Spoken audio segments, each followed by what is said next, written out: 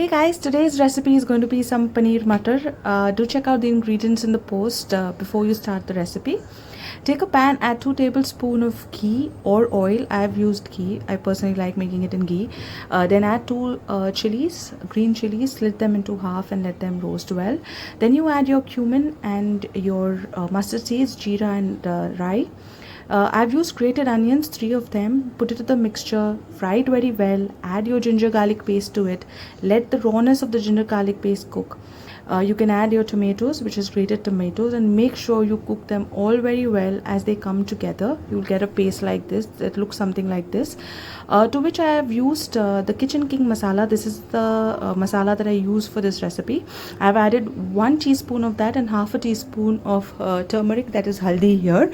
You can increase the quantity. I've added coconut paste for the thickness of the gravy here. Then I've added a teaspoon of chilli powder or a Kashmiri chilli powder, whichever you like. Salt to taste, which goes next. Make sure you fry all these ingredients together. Then you take your peas, which is frozen or fresh. I've used fresh here, and you add about a glass of water or half a glass of water to this and let them all cook together. Make sure that if you've used fresh peas, it'll take a lesser time to cook. While this is happening, use paneer. Take your paneer. I've used Gowardhan Paneer here.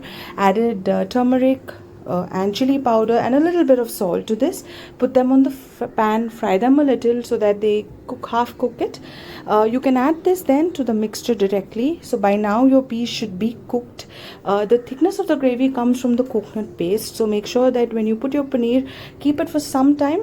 Garnish it with some coriander leaves, fresh coriander leaves, or Kasuri Methi if you have, and serve them hot with rice or jwari roti or Bhakri, whatever you like.